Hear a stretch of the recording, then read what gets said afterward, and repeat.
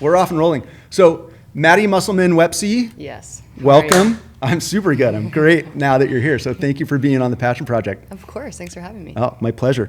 Well, listen, it's a super cool honor. So the podcast, as you probably know, it's all about my opportunity, my grateful opportunity to talk to really cool people doing really cool things. And you've got a lot of layers of that, and I'm really excited to share your story. A lot of people will know your story. If you didn't already pick up on the Musselman last name, that's her athletics last name. Wepsy is her married last name. But in a nutshell, I mean, Maddie, your accomplishments are significant, and you have this life that we're going to dig into that has incredible highs and some super deep lows, and we're going to touch on all of it. Sounds good. But what's cool, just even offline, I picked up on your natural happy place seems to be it. I think you even said you're like, I go hard and I like to be positive, but I can go serious. Yeah. I think that comes with like being an athlete, like the professionalism you carry yourself with, but also not forgetting your values and how you grew up. And, you know, my family has been, you know, a huge part of my life in terms of developing who I am and my faith that I've had, you know, growing up in Newport and, you know, playing sports and just kind of having a lightheartedness to my competitiveness. I'm a very competitive person, but also reminding myself to have fun. And so even in moments that can be really serious, I try to throw in a little bit of a laugh. I have a sarcastic humor, so it's fun to do that even in times that are very serious. Well, I would we're going to talk about some of those times because some are in sport and some have been personal, right? And how you've navigated all of them. Again, I'm just a fan because as a Newport Beach resident, and I played polo at your alma mater at a very different level than you did. But I love sport and I love people that accomplish, and we're blessed to have a lot of world-class athletes that come out of here. But what you've done, and we'll talk about it real quick, and then we'll go into the meat of today, which is just kind of, this is your life, Maddie, and we're going to go through it. It's just been cool as a fan to watch your career and what you have accomplished with your teams. And I've had this chance to meet other people on your team. Like, it's just really cool when you have Olympic gold medalists from your backyard. Yeah, it's really cool. Honestly, like I remember growing up I grew up in the Port Streets in Newport, and I would vividly remember, I can't remember what Olympic swimmer came to the pool, but to see an Olympic athlete like teaching young kids how to swim when I was really young, it was really special. And now filling that, you know, that purpose for myself and seeing me get into those shoes that those people were in, and being that inspiration for those in this community is really cool. Because back in the day, I was like, oh, I got to see Olympians as well. Like, they're not in your backyard. Like, and now I'm that face of this community and my sport specifically. But even, you know, in the swimming world, the water world, you know, being in the ocean. You know, I did junior guards growing up, and now I get to see all the athletes that come out of that, and just being a part of it at a young age, and now being an inspiration in a different way now. I never probably would have imagined that for myself at that age. Yeah, I can only imagine what that's like. And for you to recognize that already, it's got to be super interesting. You just touched on about 18 different things that we're going to talk about today. Great. But that was perfect because all of those things are the reality of what you're living through right now or living in. It's got to be super cool and really interesting. I mean, we were having a coffee and people recognize you. I mean, you're recognizable. You're wearing your Olympic sweatshirt too, which certainly helps. But quick intro, just so if anybody doesn't know you, they've picked up on some stuff already. But as we said, Corona Del Mar High School, even though you only went there 3 years, we'll talk about that. I did, yeah. So you're still an alum for the most part. Yeah, right? It's actually kind of funny because I didn't technically graduate from CDM. I know. I did an online academy, but I That's like all to right. say I'm a CDM alum. I think when we get to the depths of what you were doing at that time, people will understand why. Yeah. You go on to UCLA, 4-time collegiate All-American, 3-time Olympic U.S. women's water polo, 2 gold medals. I did ask you to bring them here, and you said, Mark, they're in a safe. What I said was, I'm like, if I had one, I'd be wearing it all the time as like my superhero like undershirt, you know? Next time. 5-time world champion, and maybe the most lovely quote is one of the most decorated women's water polo players in history. That's got to feel pretty amazing. Yeah, I mean, you look back and you reflect on the things you've gotten to do. And for me, it's like, it blows my mind, the opportunities that I've had in my sport. And again, I never imagined for myself getting the opportunity to play at this level. I mean, I was very lucky. My dad played in the major leagues, played baseball. My mom played soccer. I came from a very athletic background. But I think the Olympics and the Olympic level is always for me, it was a dream at a really young age, but you don't really think it's reality until you get the opportunity to be on the national team. And for me, that happened at, I was 15 when I got invited to the national team. And it just came really quickly in my life. And to look back at the accolades I have is a testament to, the love that my family put into my athletic career with me, but also the opportunity I got, luckily at a young age, to help develop me to be able to do those things that you just mentioned, which I don't like that you're reading that at me, but it's really cool. And I think sometimes it's easy to be really humble about it. And that's how I approach it. And obviously I'm on a team, so I wouldn't be able to do all those things without my teammates. But it is a lot of hard work individually, and I'm proud of myself for being able to get there. Heck yeah. It's incredible. I think about myself at 15 when you're invited to the national team. I don't think I could have made a sandwich, let alone played at that level. And I've got a 14-year-old at home. I know, so I can appreciate what it takes. And again, we get to watch it growing up here, playing polo as I did at Corona, growing up surfing here. You see people at that level. I was just always looking up at them. So I can appreciate it, but we'll talk a lot about it. It's super exciting. Yeah. The other part that we're going to talk about today is your husband, Pat, who passed away, and his incredible story as well. Talk about another two incredible badasses, really accomplished, and a guy gone too soon, but some really lovely things that you guys are doing in his memory with the Patrick Woepse Foundation. So we'll talk a lot about the foundation today. Awesome. Really, really cool. Okay, you started to talk about your family and the athletic background and all the support they gave you all the way through, and you talked about the Port Streets. Can I ask you what street you grew up on in there? Port Tiffin Place. Oh my gosh, around the corner. I grew up on Stanhope, believe it or not. There's so many streets in there. I know, but it's I would love to say that I knew right exactly there. where those It's right guys. there. It's right there. Did you go to Anderson? I did. Oh, I went to Anderson. Yeah. All right.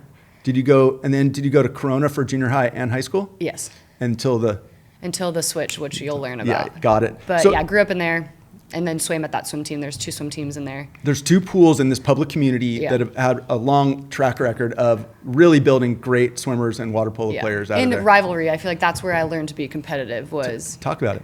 Okay, well, first of all, my parents put me in swimming. My parents are from the East Coast, so it was always very funny when we talk about it now.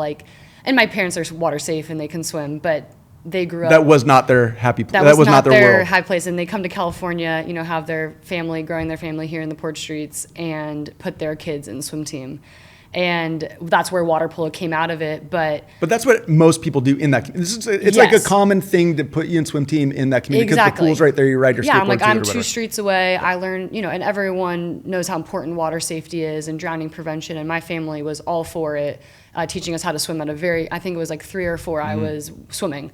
And I started swim team at 5, and I am, as you guys know, very competitive, and I loved swim team. I wanted to be an Olympic swimmer. I remember watching at that age. Out of the gate. 6, 7, 8. I was I'm going to be an Olympic swimmer. My swim coach, Michelle Sperling, who I'm still close with to this day, has been a huge fan of mine and supporter of my career. From swimming to water polo, and she's transitioned with me to water polo. I'm sure she wanted me to be an Olympic swimmer, but that's kind of where my journey started, and that rivalry, I think, instilled it because it's I played for the Killer Whales. I swam for them, and the Dolphins were the other pool, which so you were talking about the rivalry between the 2 pools that are only the young swim team, 8 blocks apart. Yes. And it's really not that big of a rivalry, but to me it was massive. Oh. And when I look back on it, Killer Whales are top of the food chain, so I personally think they were always going to win against the Dolphins. But they were a good rivalry to have. So you had Eye of the Tiger right out of the gate. Yeah. So you have a natural competitive streak. Yeah. Big time. I just loved it. I loved the feeling of working hard and getting the result of it, whether it was winning or losing. I just knew I loved working hard. I learned it from my parents, but I also figured that out as well when I got onto the national team. Again, we'll get into it, but learning how to work hard and having a work ethic at a young age, I don't think I was necessarily born with it. I think I learned it as I was put into these situations that my parents gave me the opportunities to be in. Rad. We'll talk a lot about that because a big part of what I love to talk about in here, especially with people at your caliber, is what got you there. Because there's so much crap on social media about the easy button for life, and you just said it, it is a work. There's no easy way to get where you got. You can't just wish your way in, right? No. You have to grind it. Yeah, and I think it's easy, when you look at the success of our team on the national team, and even just my career, it's, you're really naturally good at this, and it comes so easy to you. And I would always be no, I worked hard for the success I've had, and I've worked really hard to get where I am at. And yes, maybe I'm innately more talented or have the athletic ability to do it, but I put in the effort to make it good. Rad. And to make it really special for me. And I think it can go unnoticed sometimes when you do have a lot of success on the national team. You know, we've won 3 gold medals, and our team's had, you know, a history of being successful, but we didn't just get handed that. And, you know, we're not just good. We've worked for it, and our coach reminds us of that as well. So you have to earn it. Not to mention there's some very, very, very accomplished, very big, incredible athletes from all over the world trying to take it from you. Exactly. No one likes us. No. Yeah. And I wouldn't like me either if I was winning, and I don't like anyone who beats me, and that's just the natural way of sport, which I think makes me appreciate it more. And, you know, we'll get into it as well, but we lost in Paris, and like anyone can win. And it's just who's ready to show up that day and do it. That's it. And that goes for all sport. Yeah. So you said that your dad played professional ball. Did you get this, you said that you don't know if you were born with it, but was it a nature nurture thing? Like, did you see this in your dad, do you think? Like, did he model that hard, or your mom with her soccer or whatever, that hard work, or in business? Because I know your dad. Talk real quickly about your parents today, and then because that may also influence what you maybe saw. Like, I think osmosis oftentimes from our parents plays a big role. Like, if dad's grinding and mom's grinding, well, then you may have a tendency to grind. Oh yeah, like my family, like I just vividly remember how competitive we all have been, but in a way that, like, you know, my dad played in the major leagues. He had a very successful career, and now he works in, you know, baseball as well now, and has since I was young. I never got to see him play, which I was always sad about. But, you know, my mom played soccer. My mom is very athletic and takes care of herself, and is really into her health and movement. And I think when you see how hard your parents are willing to work, even through adversity, my dad's had some health scares and health issues, and to see him always come out on the other side willing and excited about the next opportunity, it makes you, as their kids, want to seek that. And again, I never was forced one way or another way to go into sport. I just loved it, and I was supported, and I never felt pressured to. I never played softball, which I thought was always surprising because my dad played baseball. My mom, I played soccer a little bit, but, like, you know, my mom played soccer. I never felt forced to go into a sport. I was given the freedom to find what I love, and I'm so appreciative of that from my parents. And then once I was in water polo and that was my sport, I got so much wisdom from them about being a good teammate, developing values. It wasn't about win or lose. It was always about who are you going to become through it and learning from it. And, you know, I think it's scary to send your daughter to a national team at the age of 15 thinking if they're ready or not. And I think my parents pushed me in a way that was like, if you feel like you're ready and you want to be immersed into this culture of it, then we're going to support you. And I could see the hesitancy if I was a parent to put my young daughter, who is still figuring out who she is, and is she even good enough to be on the team? Like, is this just going to crush her soul? Like, is she's going to make the team, or if she's not going to make the team? And my parents gave me the freedom to make that choice and supported whatever I decided. Right. And so when I said, I'm going to try to make my first Olympic team, you know, I want to take my senior year off of high school. I want to go online so that I can train and try to make this team. They were like, we will do everything we can to support that. And I saw that in the way they worked, and the way my mom raised our family, and the way that my dad supported us and came to every event that we ever had in sport while working a really, really important job in baseball. So again, I just am very lucky that I've had the opportunities I've had coming, you know, out of Newport, but also from my family, who's worked really hard to get where they are. And coming from where they came from to do that. Rad, what a cool story. Yeah. You know what, I can't tell you, Maddie, how often I have, and I know you're starting to coach, which we'll talk a lot about, which is amazing. Although you're coaching. I am coaching Newport Harbor. The rival school. Well, rivalry's good, right? We can talk more about that. Yeah. But I can't tell you often we have this conversation, whether it's in here with other world-class athletes, coaches, or just other parents. Yeah. I had this conversation this morning when I was paddling with my buddy Ryan. The number of people that I've spoken with that come from or are at a level similar to you, at a very high level in sport or a high level in coaching, always seem to have a view of the world, which is, don't push kids too hard into it. Yeah. Let them play multi-sport. Don't stick them in it. Don't, like, fully supportive sounds very similar to what you said, because there's such this thing today that we're pushing kids into one sport when they're 4 years old and you have to swim and you're like, I don't want to swim, but you got to do it. It's so healthy to hear the experience that you had, and maybe because your parents were athletic and your dad played at that level, that he recognized it. Because the more informed and the higher the level of the individual that I've had the opportunity to talk to, the more common that's the outlook. No, this is about fun. It's fun until they get to a level that they're so good that they can decide what they want to do. Exactly. But when I talk to some of the parents on the sidelines that, that don't have that, they're the loudest, most obnoxious parents out. It's really hard because you can see the success that comes from sport, and so it's easy to attach to that versus like, are you really enjoying the road to get to that success? And so, for me, again, I was lucky that I got to choose it, but I learned a lot when I got into my sport on what it looks like to work hard. I wouldn't say it was always very fun, and I was uncomfortable a lot of the times. I didn't think I was worthy of being there at moments where I was like, I have a lot to work on. Like, should I be here? Like, I need a little bit more time. But my parents did support to stay in it in terms of like, don't give up on it. Like, okay, now you picked your sport and you picked what you're really good at. Like, now it's time to get into it, invest into it. Like, there's still a commitment that goes into coming into a sport. And you can't, in my personal opinion, it's easy to become really flexible to where you want to go and like, oh, I'm just going to try all these different sports. And if I don't like it, then I don't want to do it, or it's too hard for me. Like, I also think on the other side of it, it's like, sometimes it's really good to be uncomfortable and to try something that's really hard and see what comes out of it, but doing something that you enjoy at the same time. So it's a balance of, this is really fun and I love it, but also I'm going to have to work for it. I'm going to have to work hard. I'm going to become a better person out of this. And it's not always going to be easy.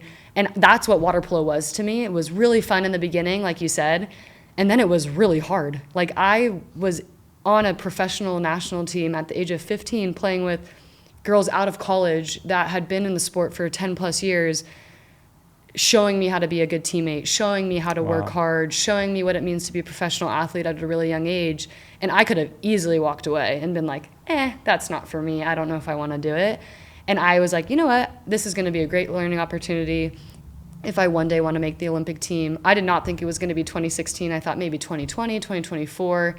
And I just threw myself into it, knowing I was going to fail and knowing I was going to look really bad at times and being okay with it. And I think in this day and age, sometimes it's hard for parents because they want their kids to sometimes feel that, while also making them be in the right space to do it. And so it's a hard balance. I don't even have an answer for some people about it, but I think it's like you're pushing them in a good way and also allowing them to figure it out themselves. And again, I'm not a parent, so it's hard, but my parents really allowed me to figure that out on my own.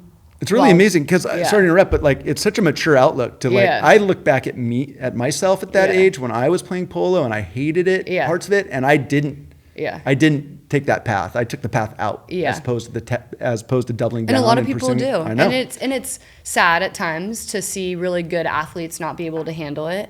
And it's the physical, there's the mental side and the psychological side. And again, every sport is different, but the sport of water polo is really hard because individually there's so much to be done, and then you're putting that into a team environment. And I'm so lucky that Adam Krikorian, our head coach of the Olympic team, has been so open to bringing young athletes in at a young age with, a little bit of hesitancy is like, is this the right time for them to be here? Is this a good opportunity for them to learn? And I'm so happy he invited me at a young age, but I'm not sure that would have been the same for another high schooler or another person in my shoes. It just depends. And I was all for it, but not everyone is always all for it. And again, that's because of the way my parents kind of raised me into it, of being like, this is just a really good opportunity. Win or lose, make the team or not, like, why not go for it? Rad. Well, I would imagine someone like your coach, the Olympic coach, as well as your dad, like, their job, your dad is an agent and the Olympic coach is to find that next generation and nurture and envelop them and bring them in and then put you with the right people to teach all the stuff you just mentioned. I mean, I can't imagine what you learned playing with those women that have been on the team for 10 years. Like, how, for them to embrace you and not be like, who's this kid? Yeah. But like, I'm sure they felt that inside. I'm sure, but you probably proved your worth to be there. And they're like, she's going to make us better. Yeah. Right? With some 100%. Like, I remember, like, Courtney Mathewson, who's one of the best players in the world, has become one of my really close friends. She's 12 years older than me. She was on the team when I first showed up, and I bet you so much money that she was like, why is she here? Like, we're taking so much time to help her. And like, in some ways, when you first come on team, you're a little bit of a distraction because you need to catch up. But then once I was showing who I was and the commitment that I had, maybe I didn't have the skill or the mental toughness that I needed. I slowly started chipping away at it. And then you slowly get the respect of all these athletes that have been there before you. And the trust builds, and then the team camaraderie builds. And then you have your foot in the door, and now you're like, okay, now what do I bring to the team? What's my role on this team? And I think at a young age, when I was 17, 18, my role was really small, but it was really big at the same time. I didn't do much when I went in there, but it was a big role for me to have on that Olympic team. And obviously when you win gold, you're like, oh, I did my job. And all those athletes just accepting you and bringing you in. And now I'm in their shoes. Like, I'm the old one now. I'm the veteran. I give them grace. I give those young athletes grace because I was in their shoes. And I know what it was like to know nothing and to come in like, oh my gosh, this is the standard. Like, this is so scary. How do you uphold that? And then you learn. And you either learn or you get left behind. And so, again, I'm trying to be that kind of helping hand, bringing those girls along with us now. A bit of pay it forward? Yeah. Rad. That is so cool. Well, I was going to ask you earlier, like, when did you know that swimming and polo was it? But it sounds like you figured it out pretty young. Yeah. And you were like on the path. I mean, we've already picked up on it. I can tell from your eyes. Like, once you start talking about, like, that was it. You were on that. Yeah. 2008 Olympics is like Olympic swimming, and then 6th grade yearbook. If you go back and flip through the pages there, I wrote Olympic water polo player, which is crazy that in 6th grade I knew that, which I don't like vividly remember writing it, but it's cool to look back and see it. How cool. And then to accomplish it. Yeah. Like, a lot of us put things in our, write in our journals or whatever back then, but to go and accomplish it multiple times has got to be feel really good to look back and go, wow, I did it. Yeah, it's epic. It's like epic. Cool because, like, again, I don't remember writing it, but like, to my younger self, like, that's so cool. Imagine her looking and being like, oh, like, that's what I'm going to do in 5, 10, 15 years. Like, that's pretty cool. It's really cool. I talk a lot about it too. Like, some people, like my oldest son, who's graduating this year from college, knew exactly what he wanted to do from a young age, and he's pursuing it. My daughter, my wife, myself, we didn't know what we were going to do until after college. It's really cool when you meet people that are like, had such a clear vision, and then to be able to accomplish it. Sometimes it doesn't work, but the fact that it has is really, really neat. Yeah. And then you have the family support and the coaching support. I mean, one of the conversations that I always have, and I'm a firm believer, like you, and I've been challenged on this once or twice in here too, actually, by Aaron Tharp, who who played polo with you at Condor, or there was an overlap. Yeah. But I always believe, based on my experience, right or wrong, that you remember your best coach and your worst coach or teacher, mentor, and everything in between is a little bit vanilla. It sounds like you've had a lot of really good, supportive coaches and people in your court helping you get where you wanted to go. Yes, and I think, for those of you who don't know, water polo in California is this is like the hub. Like, this is where you get the best of the best to come out of. And so I was very lucky to have great coaches, great mentors, not only just in my parents and my family. My sister played water polo as well. My younger sister played in high school. So to have your family be there, but then also have the coaching staff, Michelle Sperling, who was my swim team coach at a young age, who would have thought that she would have been a part of that journey? I'm sure she is always really proud to look back on, she learned to swim from me. Ross Sinclair was my high school coach. Sam Bailey, his cousin, was also my high school coach. And then, going off to UCLA, playing for Adam Wright, Brandon Brooks. And then Adam Krikorian's been coaching me for over 10, 11 years now. I've started in 2013, so 12 years of him being my coach and mentor. And not only is he that, but he's a friend and means so much to me outside of sport as well. And I can say that about all the people that I just mentioned, is it's bigger than just water polo and it's bigger than just sport. And so when you see them, you just express so much gratitude for everything that they've been in your life outside of what you've done in your career of water polo. Because water polo is not forever. Water polo lasts, into your mid-30s, hopefully, maybe. Some people are playing water polo at 40. And then you go coach. And then you go coach. But I'm also guessing, Maddie, that part of this attraction that you have to great coaches that become friends and mentors is some of it's just a reflection of who you are. It has to be. Yeah. I mean, I just love being around great people and people that are passionate. And for those of you who know Ross Sinclair, he coached me at CDM, and there's a reason why I'm at Newport Harbor coaching with him, because he's just been such a mentor in my life and such a great person. And now I get to coach with him, which is kind of fun. And yes, I know it's a rivalry school, but it's so much more than just that. To me, it doesn't matter where or what school it is. It's about the people. And so when you have good people, you want to be a part of that and be with them. And so I'm just lucky. I'm helping coach the national team just a little bit while I'm out with an injury and just helping be around. And, I get to coach with Adam, coach with Molly Cahill and Dan Klatt and Natalie Benson, who are all these water polo legends. And I am kicking myself. This is so cool that I get to be a part of it. And again, I'm not a coach, but I get to be on the pool deck. Invited onto the pool deck. You've earned your way in for sure. You have. Well, we'll get back to the coaching because we'll talk more about that and some of these people and their roles. But I think that's so cool that, again, you've been attracted to and been able to maintain these and build these cool relationships outside of polo. Yeah. Or into the coaching world of it. Let's go back to college real quick. Okay. So you went to UCLA. Why UCLA? Let's start there. Why? Okay, so my sister, 4 years older than me. Me and my younger sister are 4 years apart. My older sister and I are 4 years apart. So we never were in high school together. We never were in college together. And I looked up to my sister. I got to have an inside look of what it was like, but in 4 years from now. Mm. So for me, she played goalie for UCLA. She played goalie at CDM. And I loved the culture and the connections she had when she went off to college. And I got to see freshman, sophomore, junior, senior year. Wow. And I also knew I wanted to be in a science and major in a science. So I loved the balance of education and sport at UCLA. And a lot of the connections I made on the national team, a lot of the people I felt really close to also were UCLA Bruins. And, I had offers from amazing schools and the top 4 schools for water polo.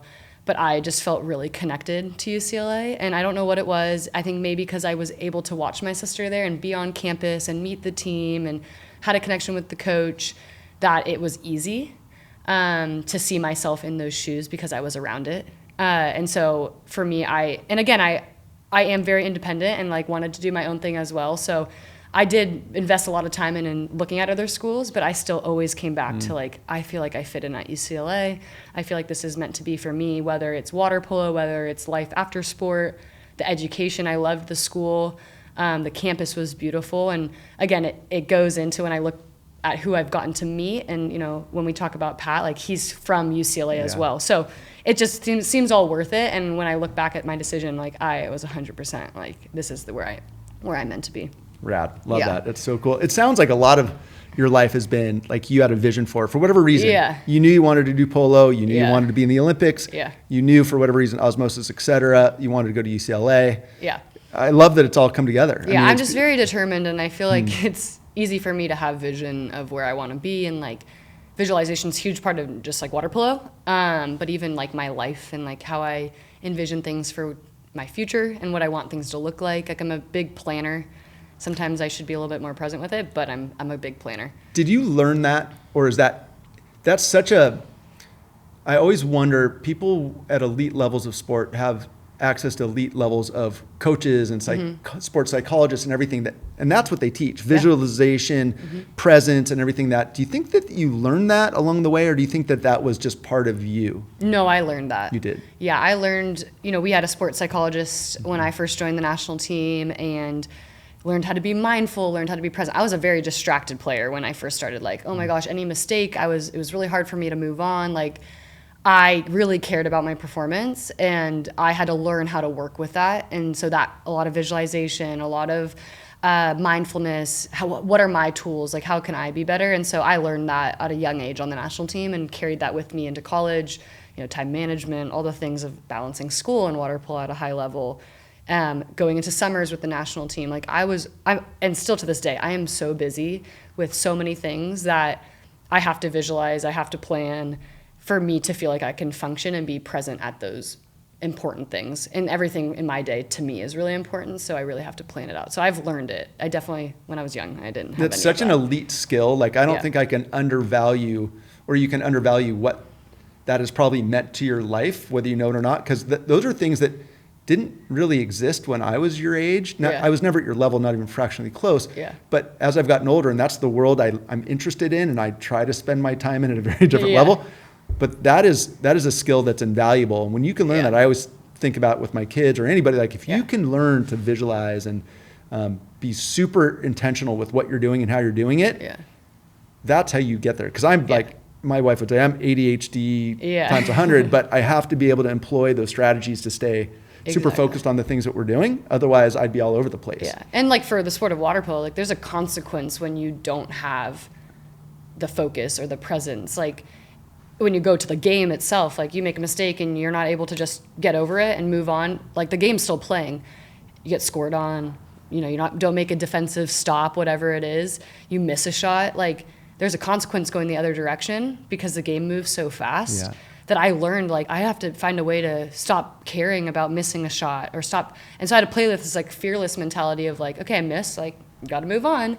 And then you go into like the skills that go into the sport as well and being on a team of like time management. On time is late. If you're not on time, you'll hear about it or you'll swim and again, consequences can vary with the severity of it and the intensity of it, but Adam wasn't going to let that slide.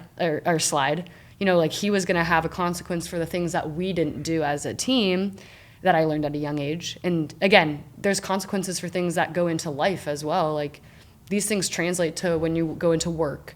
You can't be late 100%. to work. Like, and people just, I think it's hard when you don't have a consequence. And even maybe in parenting, again, I'm not a parent, but like there has to be consequences. Yes. The answer is yes. So you learn that and you have to be able to adjust and be flexible and have grace in some moments where, you know, things may happen and it's out of your control. But a lot of the things we do as we grow up are building that time management, visualization, planning. So again, I learned it. I didn't have that when I first started playing water polo. I'm sure I was late and made mistakes and was feeling sorry for myself. I remember in video sessions watching me and getting called out and being like, oh, I have to learn how to do this. Like, how do I do it? I got a journal, started writing everything down. I told myself if I'm on time, I'm late. So I would get there 15 minutes early, sometimes even 30 minutes, which is probably crazy.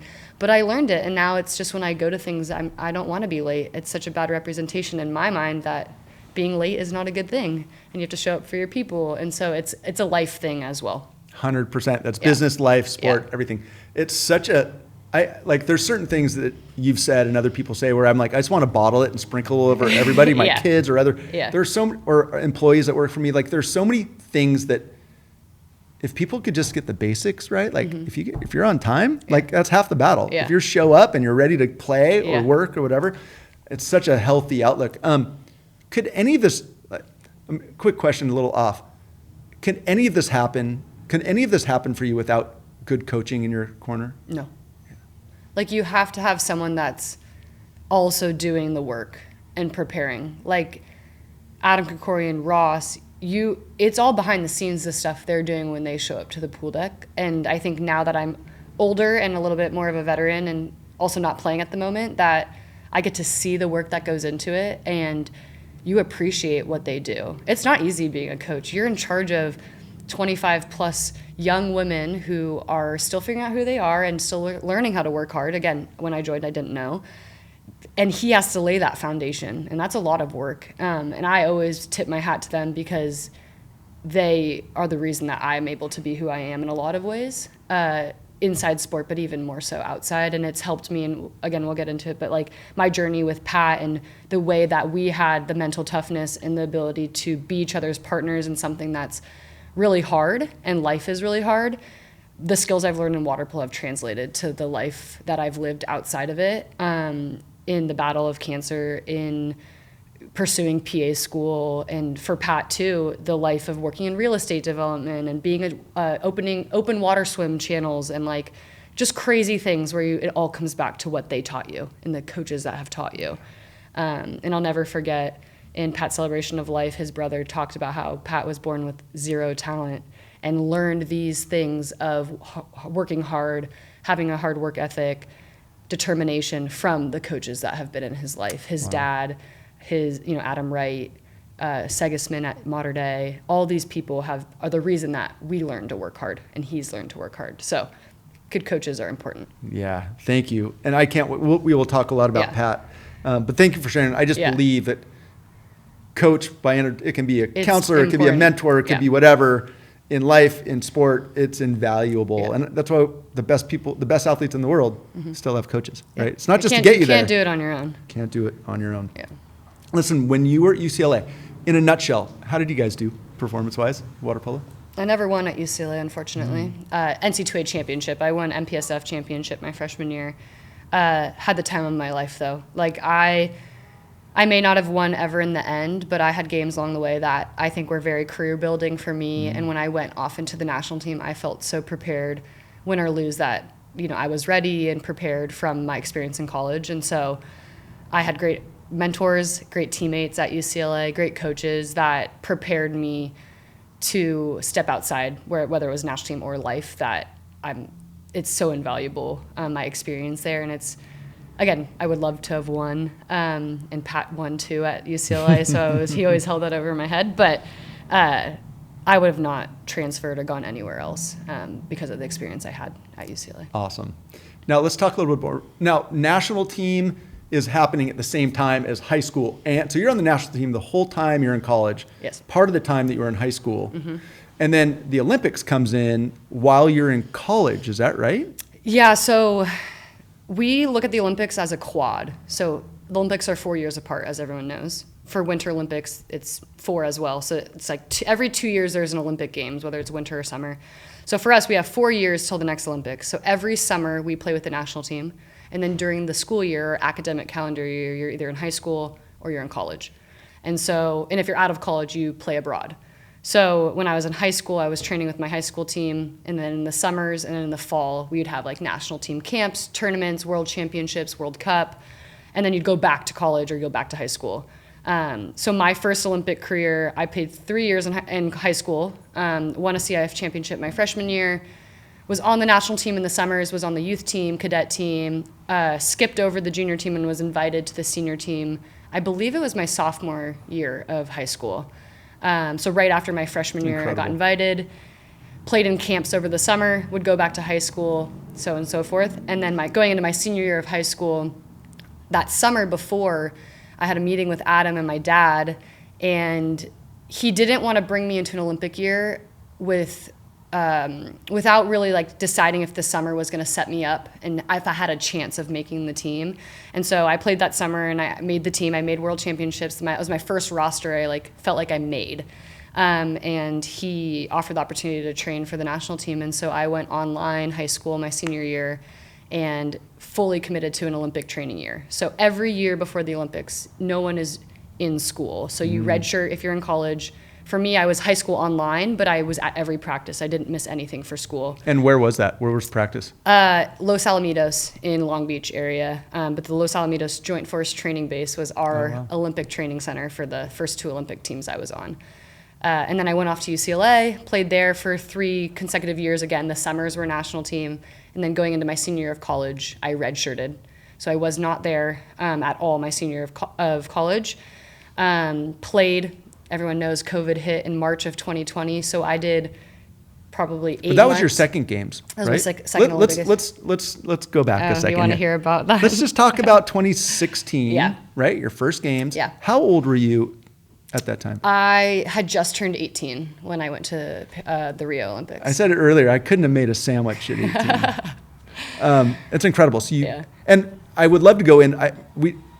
I could go so deep into all this stuff because it's so interesting to me, but let's talk about your first Olympic Games. What was it like when you made the team? How did it feel going at 18 years old? Holy smokes. It's intimidating. But again, I got my foot in the door that summer before where I felt like I had proved myself that I was capable of making the team. So even personally, I felt like I was catching up. I felt like I had a role on the team. And so going into the Olympic year, that roster rarely kind of changed throughout the year. We had some people going in and out, but I felt like I had a chance to be on it. And so training and preparing myself every single day, that training year was really hard. Still to this day, I'm like, that Olympic year was the hardest Olympic year I've ever had. Because everything's so new to me. I didn't know how to do it. I was still learning how to work hard. Like all the swim sets, I had anxiety every day of like, what's coming today? And so when I made that roster, I actually made the Olympic team on my birthday, which was awesome. Wow. Just felt like this rush of pride for the work I put in, but also being a part of a team that was so special. Every person had a story of making that team, and we were just a badass team. Like, we didn't lose any games at all leading up to the Olympics. We crushed everyone at the Olympic Games. And again, it's just a testament to the work we put in. We trained harder than any other team. Adam prepared us better than any other team. And so we just annihilated everyone. I think we won every game by like 6+ goals.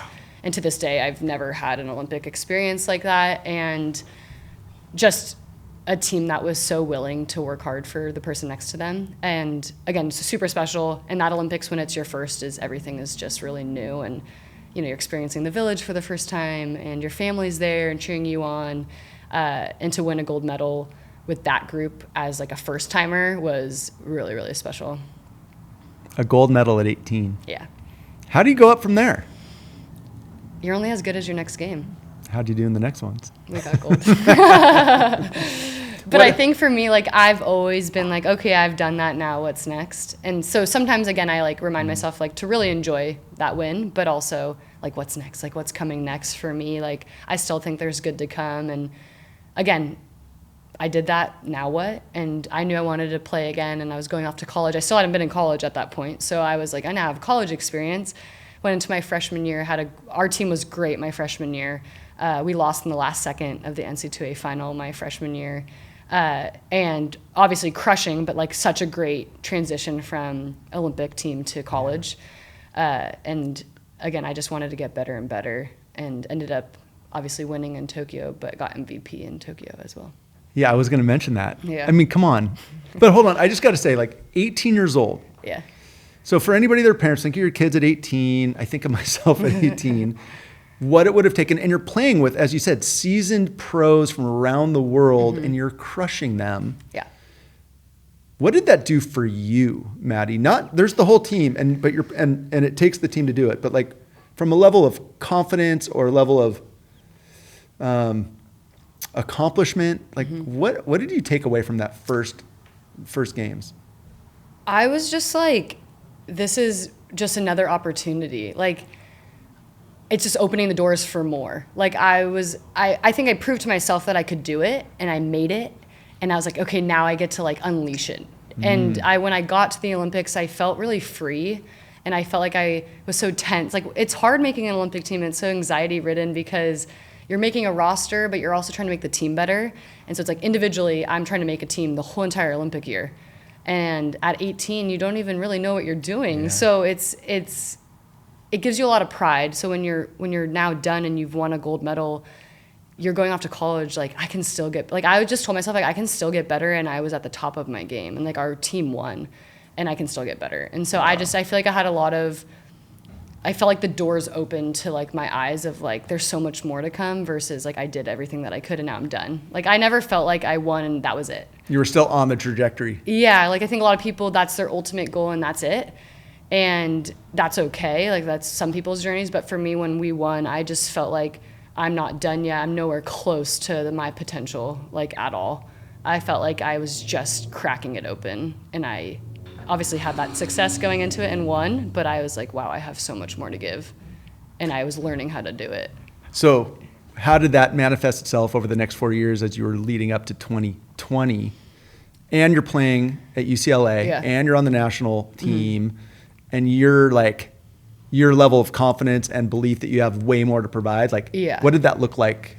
I mean, forward? I was using the college experience to prepare myself for Tokyo. Like, I grinded every single day. Again, I was being a leader because I had Olympic experience coming into college, and I could see the eyes on me and being an example. I've always wanted to set a good example by my actions. I never was a very vocal leader. I didn't yell at people.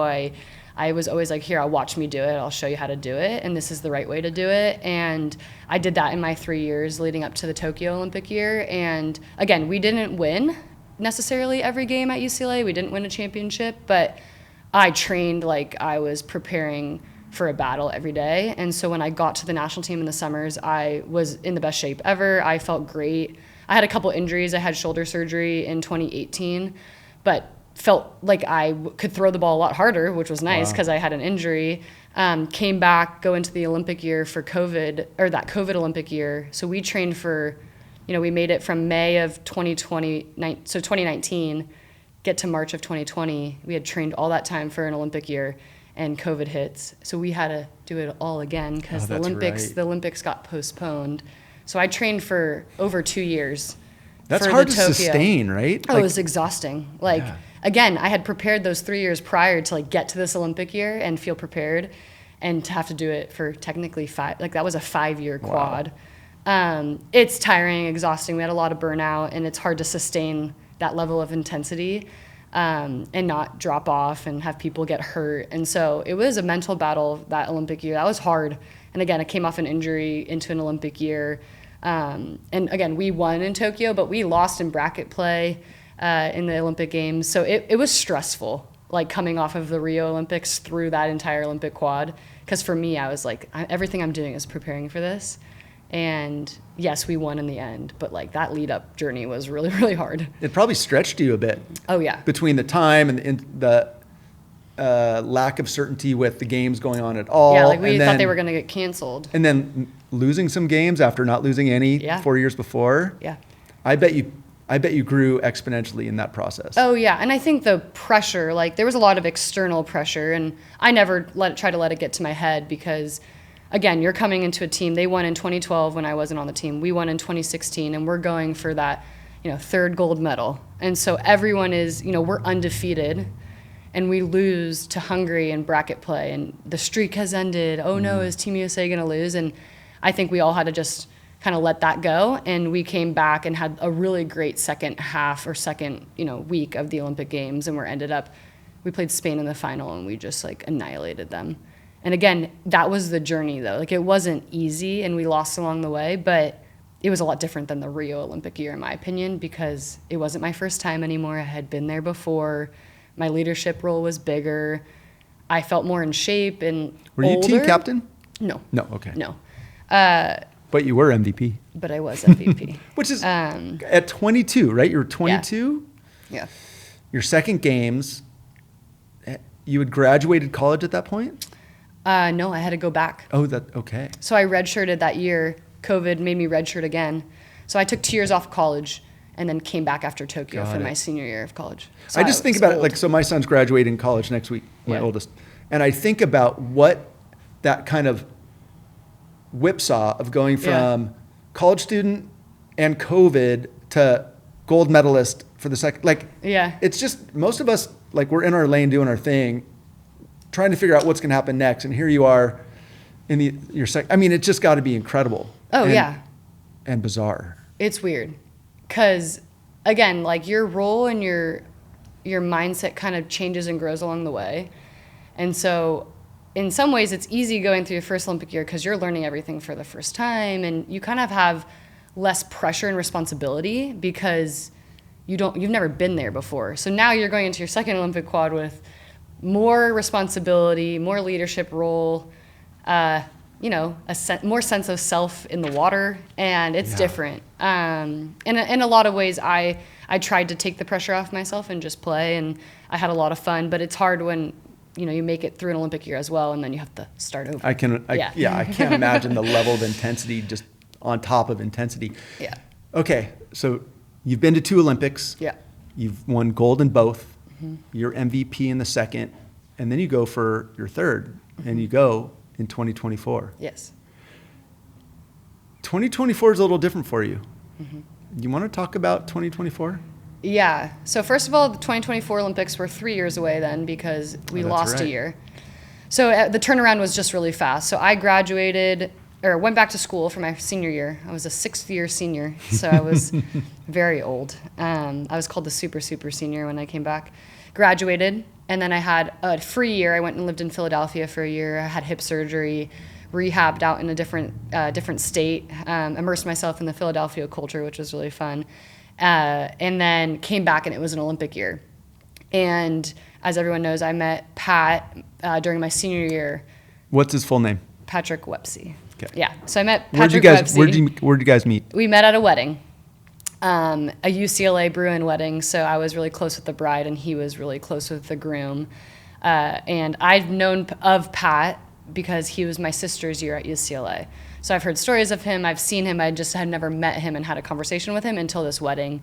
And his team had how many NCAAs? They won 2 NCAA championships. That he liked to hold over your head? Yeah, he was like, well, at least I have 2. And I was like, at least I have 2 gold medals. So not sure. That's called a high caliber fight right there. Yeah, and again, I would hope I'd always win.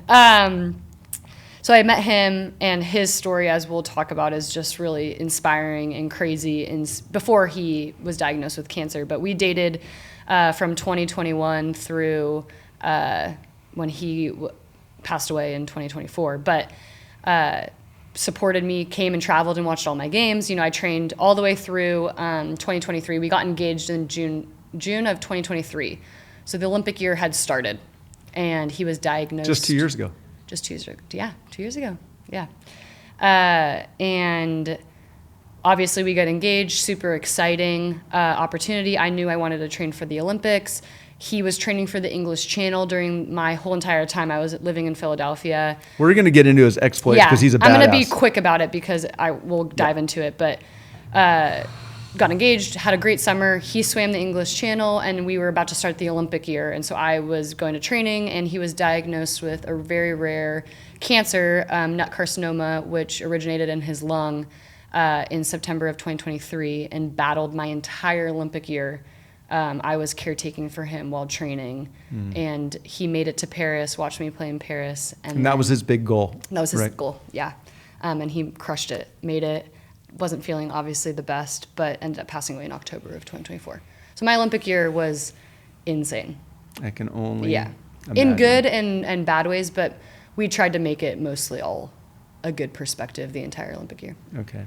Yeah. Well, you talking about Pat, and we were talking earlier, like all bubbles, all positivity in spite of it. And you said that's, well, I'm going to ask you some questions about that. Real quickly, let's go back a little bit more about Pat. You mentioned his English Channel, but there's more. Yeah, there's a lot more. Talk real quickly. Let's paint a picture. You talked about his 2 NCAAs at UCLA and water polo. Yeah. The Channel crossing, which wasn't his first. He'd done others. So let's talk about this badass named so Patrick Woepse. grew up in Tustin. He went to Mater Dei.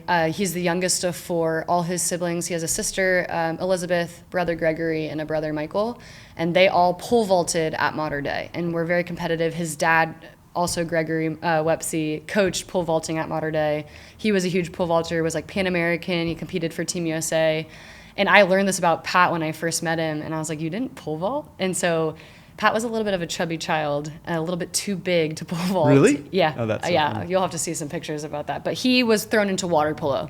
So he was the only one in his family that played water polo from a really young age and won 3 CIF titles at Mater Dei with And for anybody that doesn't know, Mater Dei is a premier private school with incredible sports accolades across the board. Yeah, so his brothers and sister competed in pole vaulting at Mater Dei, did really well. They all went off to UCLA, competed at UCLA for pole vaulting, and Pat crushed it with water polo in high school, obviously won those 3 CIF championships, committed to UCLA, and then he went and played at UCLA. Of course, his whole family is like UCLA Bruins all the way, which makes me so happy. Again, I didn't know Pat really during this time in college when he competed.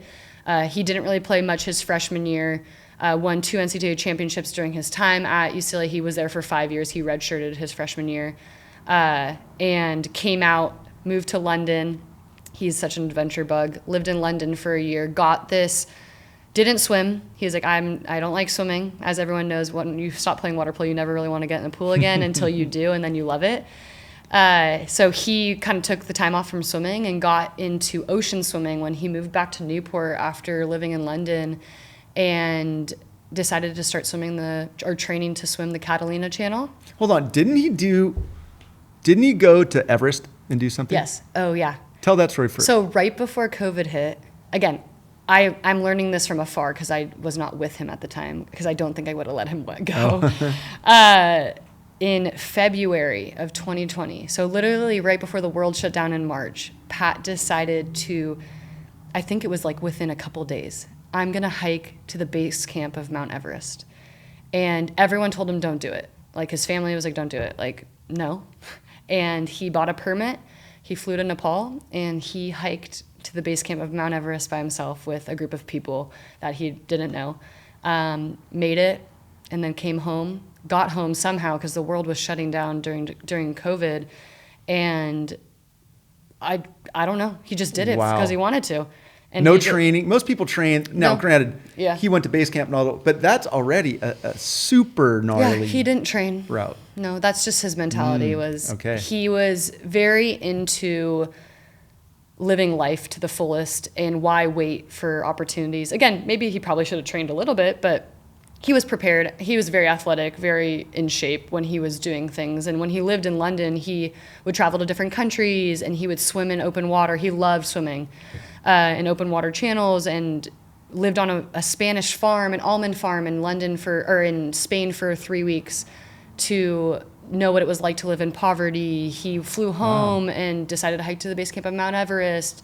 He just loved life experiences and time spent doing things that he had the opportunity to do in that moment. Hallelujah. Yeah. And so when you look at his life and, someone gone way too soon, he lived a really full life in his 31 years here. And so, again, I'm not surprised he hiked to the base camp of Mount Everest. When I found that out when I didn't know him, I was like, this guy seems crazy. But then as you got to know him, and as you guys will get to know him here, it's not surprising because of the way he lived and his mindset of life in general and the relationships he had with his friends and people. Like, it made sense why he would do something like that. So rad. So it comes back, COVID, everyone experiences COVID and lives through it, and he's training for the Catalina Channel, and he swam that channel in 12 hours and 53 minutes. It took him a while to get back. I've paddled that channel a lot of times. Yeah.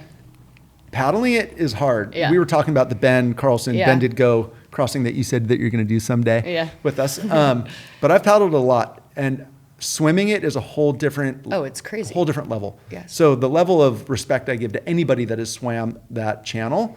So when I saw that he had done that, and then so he swims that in 12 hours. Yeah, and incredible. The experience of it was gnarly. And again, I wasn't there to experience, but he had a crew of 7 people or 8 people on the boat with him, friends. His dad was there. It was a night, I don't know what it's called, but there was no moon that night. So it's pitch black. So he started at, I want to say 10, 11 p.m. So he swam through the night, pitch black, with a kayaker with some lights on them and then a boat. And it was also bioluminescence was really high. And so he said for the full, probably like hallucinating? He said he was hallucinating, and the dolphins were like, if you guys have seen Harry Potter and the Patronuses that go off, the lights, he's like, I was nauseated by dolphins the whole time. Wow. And they'd hit him and just stuff that was, I was like, oh my gosh, who are you? And he got a little bit he got high from the boat fumes too. So he just didn't feel good. And he finished that swim and I was like, oh, were you really proud of yourself? He's like, no, I'll never, I hated it. I hated doing the channel. He's like, but I'm proud that I finished it. But he's like, you prepare for something like that and everything goes wrong. Or you feel like everything's wrong. He got high, doesn't feel good. Dolphins are everywhere. It's pitch black. Not to mention, there's a difference. The difference of having 6 inches of foam under your belly when you're crossing it to being in the water changes everything for me. I mean, I've done, I used to do ocean swimming, and if there was another person in the water, I was good. If I was by myself, I was petrified. Oh, it's horrifying. I can't. So just the mindset to be able to keep your heart rate low enough to swim for 12 hours in the dark. Yeah. And he was never that's amazing. He's not a fast swimmer. Again, he played water polo. He was a center, so he was a bigger position.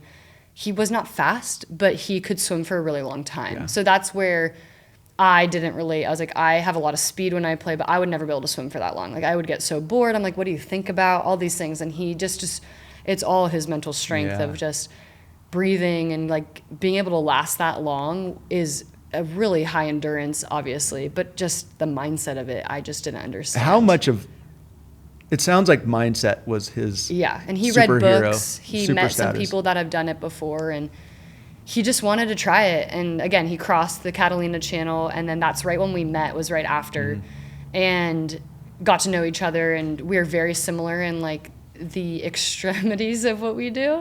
We are very extreme people. And I was going into Olympic year. He knew I was going to be training for an Olympics, and he had told me there's something, I always love working for a goal and working for something. And he had mentioned the English Channel, one day I'll swim it.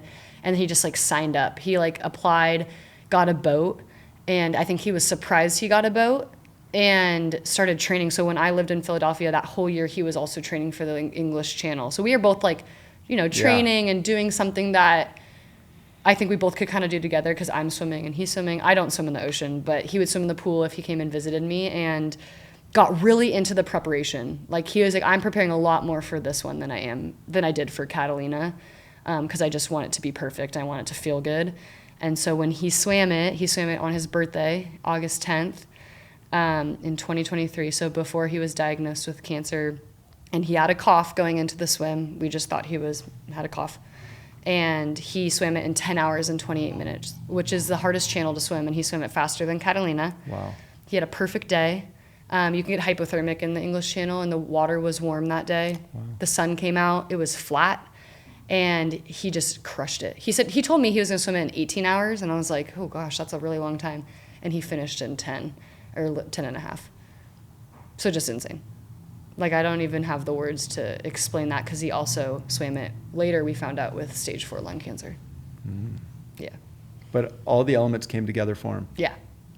And he always talks about, like, God was preparing him for the battle to come, but also giving him grace and a really good day to swim. Like, he's like, there's no other reason for it that I had a perfect day. Like, there's nothing I did for that besides, obviously, the physical preparation and the mental preparation, but, like, whether everything came together with the boat and the captain, his friends, like everyone. He had 3 friends that flew with him out there, and he's like, what are the odds it lands on my 30th birthday? Like, it was pretty special. And when you look back on it, there's a reason that it was like that going into a battle of cancer. Yeah. What an incredible way. What an incredible guy. Yeah. Like, just to do those things back to back to back. Yeah. And then to have that kind of experience. So let me ask you this. Yeah. He goes in with a cough. Mm-hmm. He crushes the channel. Yeah. He's blessed with incredible conditions. Yeah. And he felt good this time? He felt great. Felt great. Besides, he said it was obviously a little bit hard to breathe, but he just thought that was because he's swimming a channel.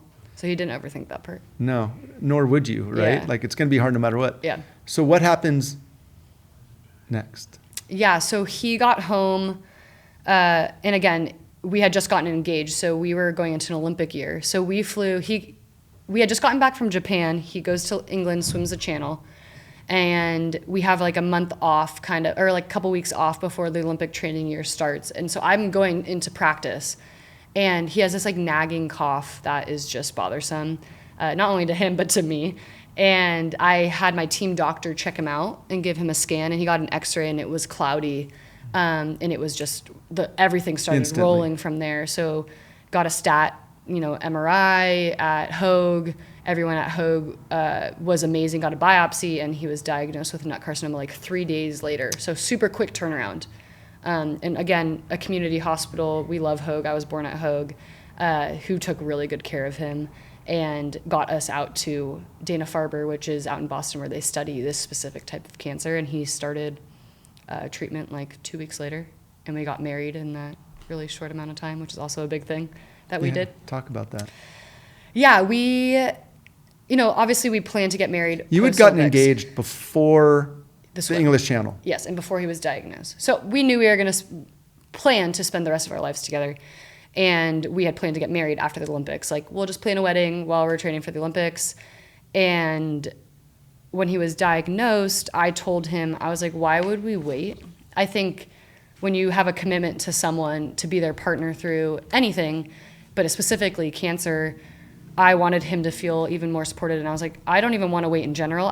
Even before cancer, I was like, why are we waiting? And I was like, let's get married. And we planned a wedding in 4 days.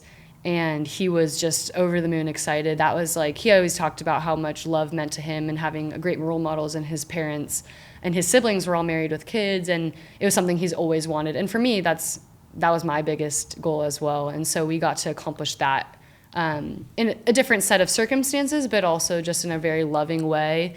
And, you say the vows of in sickness and in health, and it was never more alive in our marriage. And so I wanted him to feel that commitment throughout his entire battle with cancer. And so we planned a wedding in 4 days, got married at St. Andrews in Newport, had a wedding down on a beach day wedding down on the beach at, I think it was like 64th Street. And it was like the best wedding weekend ever compared to like what I had planned. And, you visualize for yourself as a young girl. And it was the best time of our lives that weekend before he started chemo that Monday. Yeah. So married on a Saturday, celebrated on Sunday with all our friends, started chemotherapy on Monday. Wow. Yeah. You guys are rad. Yeah. You know, when I read that and just hearing, like, I just had chicken skin. When I was reading it, reading the story on your website's beautiful, by the way. Thank you. It's just such a special story of how you guys navigated it. Super heavy, all the things going on. The fact that he just finished swimming the channel, you're training for the Olympics, to get married that quickly, that it was that rad. The pictures are beautiful.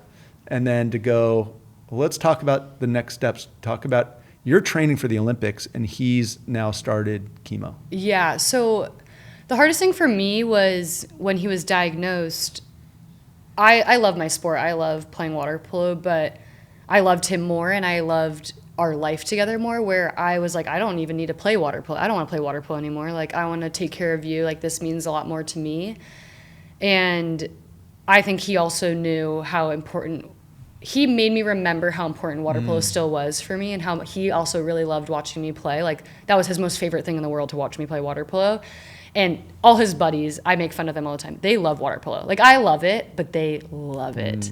And so for him, it gave him something to fight for and something to get excited for in the midst of a battle. And so for me, I was like, okay, if I'm going to do both, because I want to take care of you. That's my main priority. But I also, I want to play, I realized I still did want to play. If I'm going to do both, like, we have to make it work where I can still be as good as I want to be, and also still be the best wife and caretaker and partner I could be. And so we had to figure out what that looked like, of, you know, do I take you to treatment every day? Who's going to take care of you when I'm gone? And his family was beyond amazing, coming down, and when I was at practice, or if he wanted his alone time, or if he had friends come over, like, we made it work, and we made a balance of me being able to travel. We had world championships in February during his, like, extreme radiation time, and he made me go to practice. He made me go on trips. He made me travel with the team, while also having him understand how important it was for me to be there for him. And, like, there were some days I didn't go to practice, or I was with him at the hospital when he was, you know, he got pneumonia a lot when he was sick. And I would step away from the team, and the team embraced our journey and our story so well, where I never felt uncomfortable with it. But it's hard. Like, your commitment level is so different when you're not there every day with the team. But I would never sacrifice his life for that. So it was hard. It was hard to navigate. But when I look back on it, and yes, the results of Paris, which we can talk about in a bit, we got 4th. But it was by far, I have no regrets of that journey and everything I put into it, and the work that I got out of it. When I played, I still felt really prepared, maybe a little bit physically. I wish I had done a little bit more, but I couldn't, because I was with him. And so I don't have any regrets of Paris. I was bummed we didn't win, but I'm so happy he was there and he made it. Like, he should not have been there. He should not have made it more than 3 months of battling. Right? Is that right? Yeah, and we never looked at statistics. We went into the whole cancer experience, just us two. We made a commitment to each other that we don't want to know numbers. Everyone else can look up whatever they want. They can say whatever they want, but they will never say it to us. They can say it in their bubbles on the outside, and we will live every day like, you're going to make it. And I truly did not believe he was going to die until maybe the week he was in the hospital. Like, I was committed to healing. I knew what God could do. I believe in the miracles that he performs, and I just never thought he was going to die. And then, you know, post-death and learning about his cancer that he did have, it's very, very aggressive, very rare. People only make it 3 months, and he made it 13. Wow. And we had just had a mindset of, why not? He always said, like, why not me? Like, why can't I be an outlier? And we lived that way the whole Olympic year. Do you attribute 13 months versus 3 because of that? Oh, yeah. I mean, imagine hearing, like, if I had heard that, I think I would have crumbled, of, like, 3 months. Like, and again, some people hear that, and that's what causes them to crumble. Right. And he didn't want to hear it. He's like, I don't want you to tell me any numbers. I don't care if you think I'm going to make it a day, because I don't believe it. And he was just very admirable in that way of, I'm going to keep living. And so I helped him keep living. I made him go places. People always make fun of me for how, like, I wasn't mean to him, but I was like, hey, we're going to go to a wedding. Hey, we're going to go to a bridal shower. Do you feel good enough to do all these things? And we didn't want to feel sorry for ourselves. And so we did our best to take care of each other and also live. You know, we went on a honeymoon. We flew to Hawaii. He made it to Paris. Like, again, he shouldn't have probably flown there, but we made it happen. Our doctors, everyone made it happen because he wanted to be there. That was his ultimate goal. And then again, you know, I look back at pictures and I didn't even realize how sick he was because I was so in it with him. Yeah. And I saw the everyday of caretaking. And so it was hard, but it was so worth everything that we did. Maddie, I give you guys so much praise and grace for what you've done and how you did it and your outlook on it all. And like for you to go, and for him, like as a team, like you guys, it seems beautiful on how you navigated it and did everything you could for each other. Yeah. Like full support. And the fact that he's like, my goal is to get to see you play again in Paris. And he made it. Yeah. And that you were able to balance both with his support and your team support. Like just lovely, like full chicken skin. Like yeah, and it's kudos. Cool because his life that he lived even before he was diagnosed, like I think set that standard for himself to be able to do it. And, you know, we talked about sport preparing you and like learning how to work hard and like learning to sustain yourself through very adverse situations. Like I loved what his brother spoke over him at his celebration of life because it's so true. Like he learned those things. He wasn't born with that ability. He learned how to do it. He lived his life in a way that kept that growing curve, like that learning curve of it, and he grew in it. And so when he was hit with cancer, you know, he was sad and disappointed and frustrated, and I'm sure he asked himself a lot, like, why me? But I loved how he would always spin it to why not me? And I am a good example of what it looks like to fight, what it means to have faith in a journey of cancer. Look at what I've done while battling cancer. And he never wanted people to feel sorry for him. He was like, I'm not sharing my story online or social media because I want people to have pity for me, but to be an inspiration. I didn't really want to be interviewed during the Olympic year that much because I didn't want him to feel uncomfortable through a cancer journey because it's a very vulnerable space to be in because physically you change a lot. And he was like, no, I want to inspire people. I want to share the story. I think your story is really cool too. And our story together is amazing. Why wouldn't we share it? And I'll never forget being like I wanted to hide and he was the one that wanted to share. And usually it's the other way around. He's not on social media. He didn't have an Instagram. He didn't post anything. And he was the one that told me, because I am on social media, that he wanted to share it and he wanted people to know about it. And again, not for the attention of the poor me, support us in this way. It's, I want to show you what we can do. And even though he, yes, may have lost, quote unquote, lost the battle in the end, I think he won so much through it.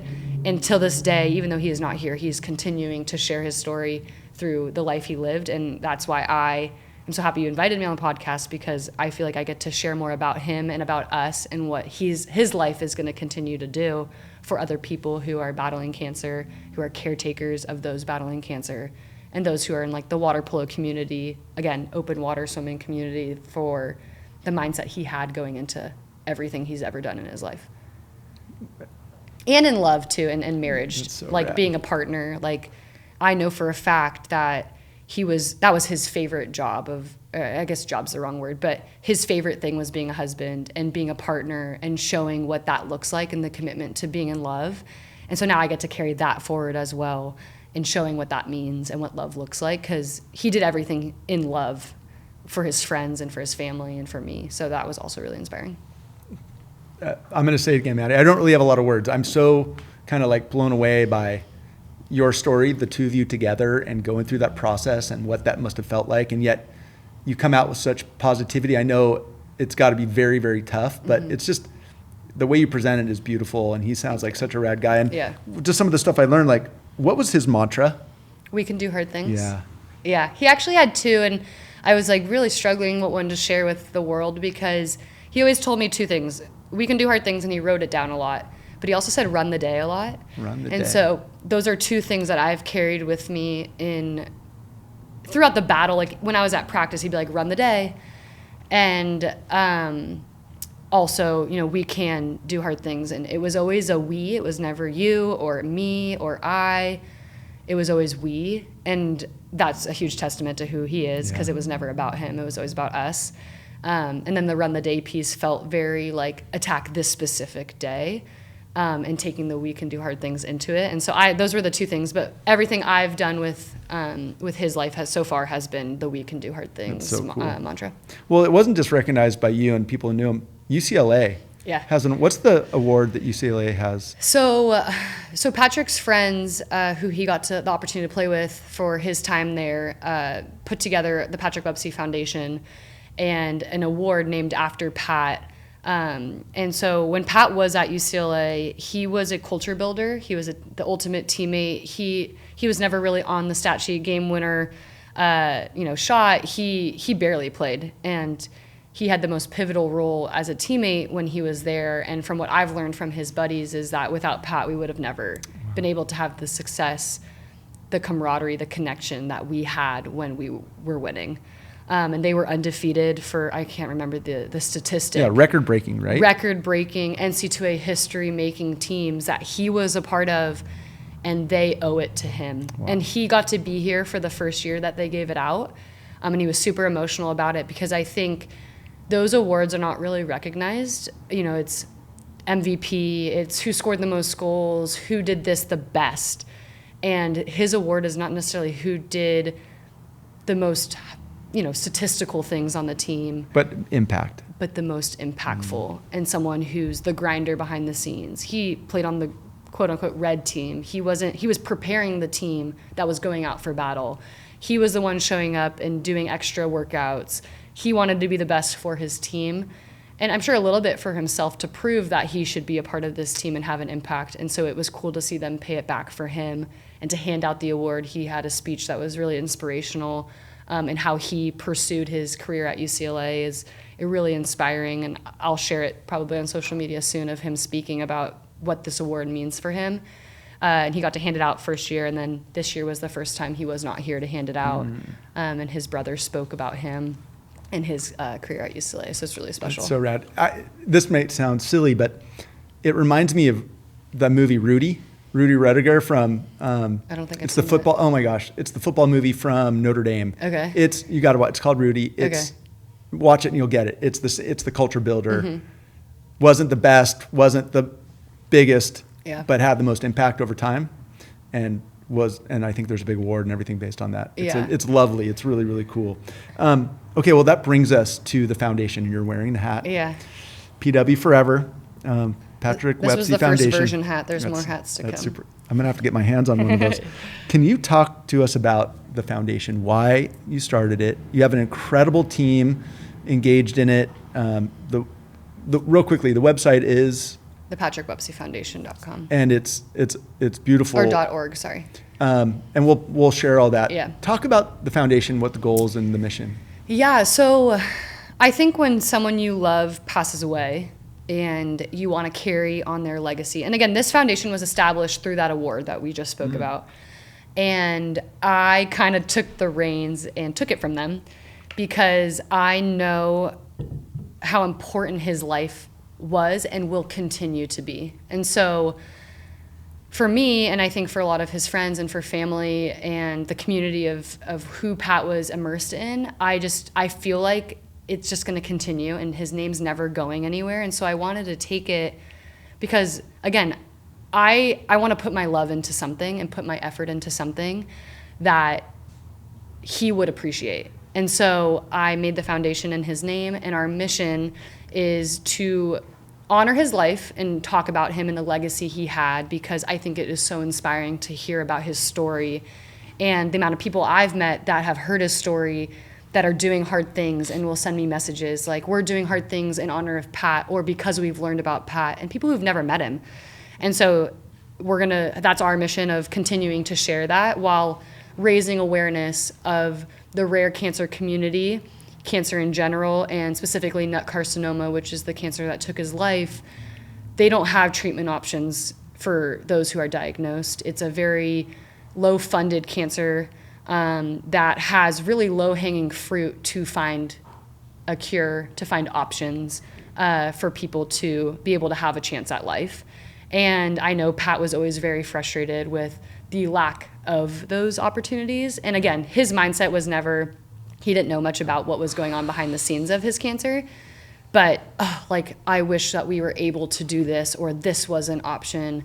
And so I kind of feel like I'm taking it upon myself to use his story to help advocate for those who are hit with cancer. And again, you don't know it until you're hit with it, and you don't know until someone you love gets the C word, cancer. Yeah. And so you do everything you can to honor that and to make a change. And again, Pat's story is remarkable. I never in a million years thought that my husband would ever be someone who has accomplished so many amazing things that were this inspiring. And I've never thought I would walk someone through cancer as a caretaker either. And now that I'm a widow, you think of all the things you get to do moving forward to honor them and put your love into, because they're no longer here. And so for me, the Patrick Woepse Foundation is not only to raise awareness in NUT carcinoma, but for me to also feel like I'm still healing and to give back to things that he loved, which is open water swimming, doing events that he loved. Like, he loved swimming in the ocean. He loved playing water polo. He loved so many aspects of water that I can see so many people being influenced by it and inspired by it, while also, I think, we don't expect to all be hit by cancer, but most likely all of us will at some point in our lives, whether it's us individually or a family member or a friend. And that's so unfortunate, but what are we gonna do about it, and how are we gonna get involved, and how are we gonna make a difference? And I do think his story in this foundation is gonna help make a difference in small ways, maybe one day a really big way, I'm not sure, but I'm very optimistic about what we can do with it and through it. I totally back you. I think that based on who you two are, who he was, the way he lived, and what you guys stand for, and how lovely you guys, like your story, it reminds me of, and you're very familiar with the Ben Carlson Foundation, like the amount of community good coming out of his legacy, I think is going to be very similar to what Pat's legacy will provide. There's a lot of power there because there's so many people that are motivated or inspired by the story. I think it's beautiful what you guys are doing. Talk about what your upcoming event, or what one of the events that you guys run. I know there'll be more, but one is totally after, like, follows in his. Yeah, so I think, again, for those of who have listened so far and know about Pat's channel swims, he would swim every day before work. And I would remember him waking up at 6 a.m., putting on a Speedo, and it's freezing outside, to go swim in the ocean. And he just loved it. And people do it. We're doing it in his honor, even when he couldn't, when he was still here. Now, he wasn't just going to do a dip in the ocean. He was going for a long... Yes, he would tie his buoy on his waist. He had an orange buoy. So you could see him out there, and you could see him on the surf camera, so I could check and make sure he was doing okay out there. But he would swim for miles. He swam from the Wedge to Seal Beach. He's obviously swam the Catalina Channel, but his training swims were also really long and grueling, 4 or 5 hours of swimming in the ocean. And I joined him on one swim, and it was horrifying. I could hear dolphins underwater. I made him swim on one side and a friend swim on the other side, so I was in a lane line. And he would do it by himself. Before work, he would go for 45 minutes and do an ocean swim, come back shivering, and go to work, obviously all day until 4 or 5 p.m. and come back with this a smile on his face because he got his swim in the morning. And so when he passed that weekend, so he passed away on a Thursday, and literally on that Saturday morning, I sent a message to just some close friends and family, hey, I'd love to do Pat's swim, which historically has been, when he would go with his buddies on the weekend, was 34th Street to the pier and back. And he would touch the pier. It was his thing. He would touch a pillar. There's still debate on what pillar pole is the right pole. But he would smack it and turn around and go back. And again, he wasn't the fastest swimmer, but he just loved being out in the ocean. And we did it on that Saturday and got a kind of a fun turnout. And I was like, wow, this was so healing for so many people. And, grief is very universal. Everyone experiences grief in some way or another, not even always through losing someone or losing a loved one, but losing a job, losing an opportunity that you wanted. Sure. Grief is something we all live with. And I always have told myself, and Pat and I, again, walking with him through cancer, talked about what it was going to look like without him. And grief is full of joy and sorrow. And that swim proved to me how grief hits everyone in such a different way. And it was such a joyful day, but it was also such a sad day because he was no longer there. And so I was like, I want to do this again. I want people to be able to come together and do something in his honor, but also feel the sorrow of it, but also the joy of what he loved to do. And so November 2nd, his celebration of life weekend, we had a big turnout of a swim. And so now on his birthday weekend, I want to do a annual Patrick Woepse Foundation swim at the pier, which for this summer, it's on August 9th, 2025, from the 34th Street Pier and back. There are a little bit of some rules. You have to be water safe. We'll cross that bridge. Yeah, right? But coming together a little bit before the year mark of him no longer being here, but raising money for our foundation to have events like this that are in his honor, while also raising money for cancer research that can one day make a difference in the cancer world, and doing something again that he loved. Always wore a Speedo, always wore a pink cap, and doing something again that I think when you swim in the ocean, and those who are swimmers, it's a very, you can have so many people around you, but you can't hear when you're swimming. And so it's very healing and therapeutic to swim in the ocean, to swim in a pool. You can't hear anything. You're one with yourself. And I think it's a good opportunity to remember Pat and to think of how he's influenced your life in a lot of ways. Super cool. Yeah. I might have to train for that one. Yeah. That's exciting. Yeah. Listen, you can also paddle. Oh, that I can do. Yeah. The swim board might be a little bit more work that I'll have to work on. I just want to give you kudos. It's amazing. And without going to, anybody wants to go to the website, the team of people that you've put together, some of which I know, which is a whole nother conversation. One of which is your coach. I think the Olympic coach is part of your board. Shannon UC, I grew up with here in town. Just a really incredible group. So I have the utmost confidence where this is going to go, and it's going to do everything that you're envisioning for it. It's so cool to see who wants to be a part of it. And it's sad because all of those people have been hit with tragedy that are on my advisor board. My dad had cancer himself.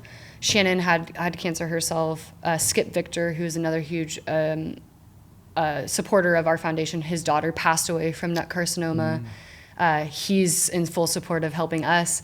And then Adam Krikorian lost his brother and his dad, and at a young age. And so it's cool to have people who've felt grief and feel the hardship of cancer support your foundation. And then, I have my board members as well, who are all of Pat's friends, UCLA Bruins, who huge swimmers, water polo community. So it's super exciting. It is super exciting. Listen, thanks for sharing all that. Yeah. Coming back to you a little bit, how are you doing? You seem like you've really got it together, but I'm sure it can't always be. No, it's hard. Yeah. I think grief, honestly, was really easy in the beginning because I had so many people around me. Not easy, but I was distracted. I had all the support and love in the world in the first few months that Pat was no longer here.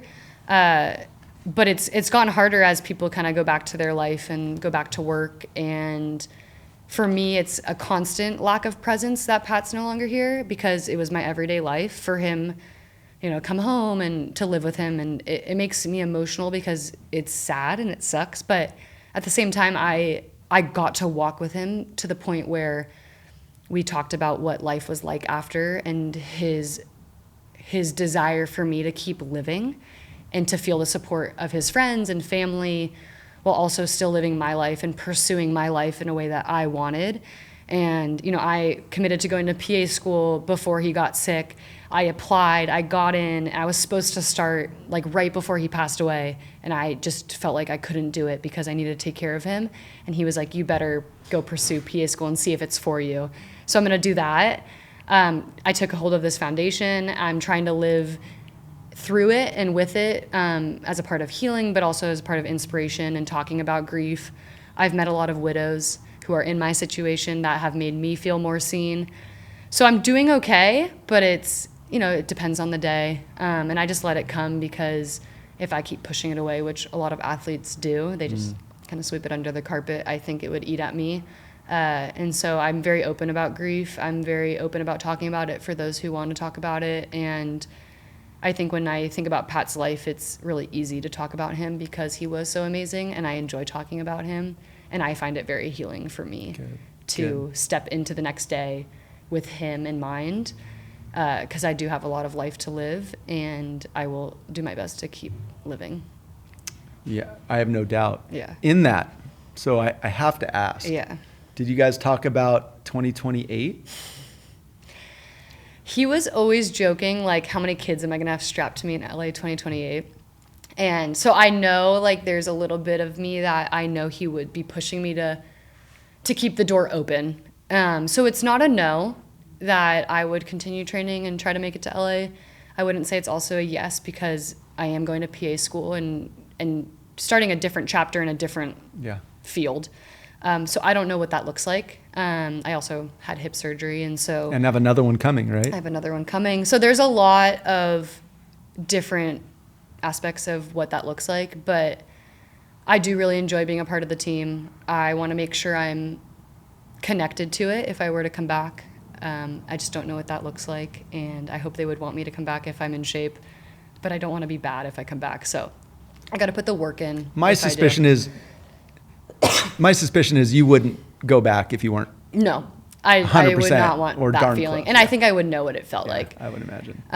But, PA school is very rigorous, and it's an 8 to 5. It's for sure a lot. But again, Ross Sinclair over at Newport, I'm sure the opportunities at CDM will always be there to go train and be a part of their pool and their program to just get in the water. Yeah. So I have the opportunity to stay in shape, and I just got to do it and commit to it if I were to come back for LA. But it is the home Olympics. So we all hope that you will, but we respect you however you choose. Yeah. Now, just so you know, my wife's a PA, so she'd be happy to chat with you about that at any time. Yes, I love and that. Then the last question. Yeah. Is coaching, you're working with the coaches right now at Newport Harbor, which is right here out the window. Mm-hmm. What's the future look like with coaching? What do you think? I've never really thought about being a coach. I think I'm guessing you're amazing at it, just in the way that you communicate and your view of the world and everything you've learned in your experiences. Just sitting here with you, like your ability to communicate is incredible and super impressive and inspiring. And I think that for young people, they would gravitate to that. I'm sure that you already experienced that. It's been cool. Like, again, I was going into this summer possibly playing, and obviously got hurt. So I have still been going to national team, and I find myself like coaching. Mm-hmm. And like Adam obviously is open to me sharing my opinion and helping in whatever way I can, but I'm technically not a coach. So I share like very little bits here and there, and I do get joy from helping them and helping the team and helping this progress that if I were to come back to the team, like I want them to feel prepared and be ready to play and know the standard of being on the national team. So I share and I coach, but I don't know like what that role would look like if I were to be a coach one day, and if I could handle like a team, and like that's a lot of responsibility. I've never like coached a high school team and been responsible for high school girls or boys or whatever it is. And being at Newport's been fun. Like I usually operate in small spaces, and so the responsibility of like a full team, I've never thought about or had that vision, but I think when someone pushes that idea on you or gives you a taste of what it's like, it's been fun so far, but again, I'm not sure. I wonder if you go back and interview your yearbooks, if it said, I want to be a water polo coach, and you just don't remember. I don't think I ever have wanted to be a coach, honestly. I've wanted to work in healthcare. If I was going to be done with water polo playing, I was going to be gone. I think it was going to be hard for me to get reeled back in, and I'm already reeled back in. So, well, my level of confidence for your bedside manner as a PA is off the charts. So I think you'll be incredible. Again, you have the tenacity and the work ethic and the understanding and the desire, and you've always had the vision for it. So I think you're the perfect candidate to be in the healthcare world. Yeah, I'm excited. So. And again, I told you this before we started talking on the podcast, but like I felt like God was preparing me in a lot of ways to caretake and like have this idea of wanting to work in healthcare from a really young age, seeing my dad's health, caretaking for Pat, and now going into healthcare. I feel like I have so much to share outside of like the actual science of what I'm doing, and providing inspiration and wisdom for those who, whether it's cancer, whatever field I decide to go into, I have such a unique perspective now, and I want to share it and be a part of it. I think you'll be incredible, just like you have been at everything else. Maddie, I've said it throughout. Like I'm so impressed, not by just the accomplishments, but how you see the world and how you've navigated both the ups and the way downs. And I can't imagine anybody going through what you've gone through with more grace, and the way you share it and communicate it. And it sounds like the way that you and Pat discussed it and managed it all. Like, again, chicken skin again. I'm just super proud of you and super impressed. And I'm really excited, I think, like everybody else, to see where you go, whether it's healthcare or back to the Olympics or as a coach or the foundation. A lot of doors. And I'm sure based on you're going to visualize them all and have a way to accomplish everything that you want to accomplish. Thank you. I appreciate you having me on the podcast. And oh my gosh. So again, cool. I think there's so much to come that, you know, again, when you look at my career and what I've done, it's been really exciting, but I think I'm more excited for what's to come now. Given my experiences on the national team and with Pat and our story. And I don't know, I've never been more hopeful of taking something so hard, the mantra of we can do hard things, and spearheading it towards optimism and hope in living life through very trials that can feel suffocating at times. So I'm excited, and maybe come back and talk about it another time when everything flourishes. For sure. I can't wait. All right. Until then, keep up the good work. Thank you. Super proud of you. Thank you for being here.